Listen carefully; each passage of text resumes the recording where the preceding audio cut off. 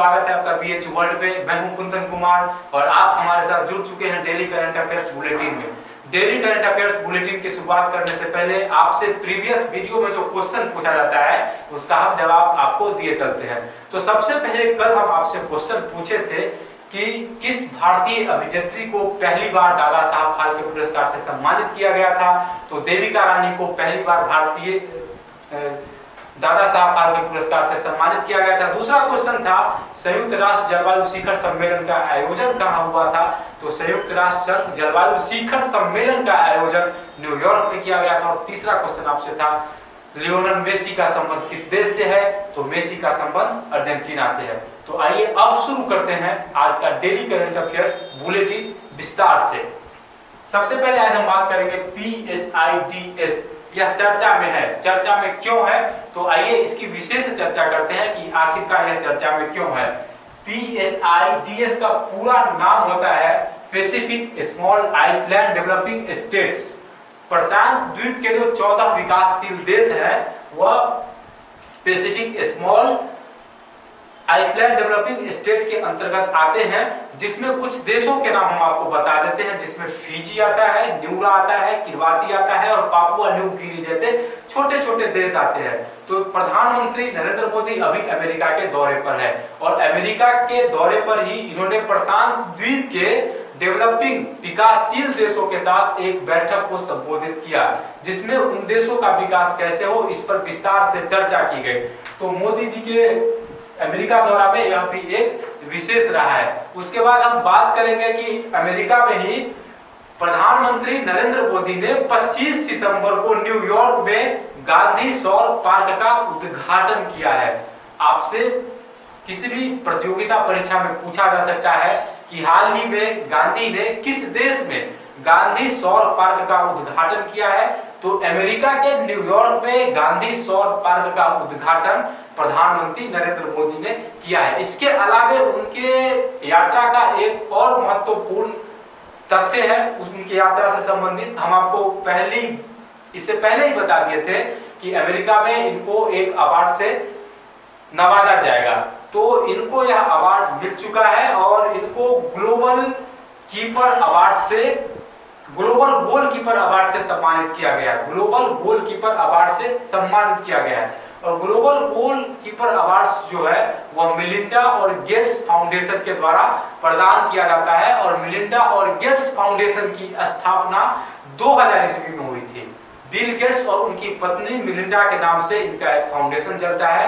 तो इसी फाउंडेशन के द्वारा नरेंद्र मोदी को ग्लोबल गोलकीपर्स अवार्ड से सम्मानित किया गया 25 सितंबर को। और नरेंद्र मोदी को यह अवार्ड किस क्षेत्र में मिला है, आपसे यह भी क्वेश्चन पूछा जा सकता है। तो नरेंद्र मोदी को यह सम्मान स्वच्छता के क्षेत्र में इनके अतुलनीय योगदान के लिए दिया जाता है। आपसे एक और तथ्य हम साझा करते चले कि 2 अक्टूबर 2014 ईस्वी को स्वच्छ भारत मिशन की शुरुआत की गई थी। कभी-कभी बीएचयू के यूईटी एग्जाम में क्वेश्चन पूछ दिया जाता है कि स्वच्छ भारत अभियान की शुरुआत कब की गई। तो स्वच्छ भारत अभियान की शुरुआत की गई थी 2 अक्टूबर 2014 ईस्वी को। इस बात को आप नोट कर लेंगे। तो स्वच्छता के क्षेत्र में नरेंद्र मोदी के अतुलनीय योगदान के लिए उनको ग्लोबल गोलकीपर अवार्ड से अमेरिका में सम्मानित किया गया। तो ये तो बात हो रही थी PSIDS और नरेंद्र मोदी के अमेरिकी यात्रा से संबंधित महत्वपूर्ण तथ्य की। अब हम बात करेंगे आज का जो हमारा दूसरा टॉपिक है वाराह पर चर्चा करेंगे कि आखिरकार वाराह है क्या। तो समुद्री गश्ती तोप वाराह है और इसको भारतीय समुद्री युद्ध तोप में शामिल किया गया है। चेन्नई बंदरगाह में इसको रक्षा मंत्री राजनाथ सिंह की मौजूदगी में भारतीय समुद्री सेवा का जो तटरक्षक होता है उसमें इसको शामिल किया गया है। वाराह एक युद्धपोत वाराह जो है यह एक समुद्री गश्ती तोप है, पोत है, माफ कीजिएगा पोत है। तो इसको शामिल किया गया है भारत के समुद्री गश्ती पोत में। और यह किसकी मौजूदगी में शामिल किया गया है? तो भारत के रक्षा मंत्री राजनाथ सिंह की मौजूदगी में इसको 25 सितंबर को शामिल किया गया है। हम आपको बता दें कि इस पोत का निर्माण भारत में हुआ है और इस पोत की लंबाई 98 मीटर है।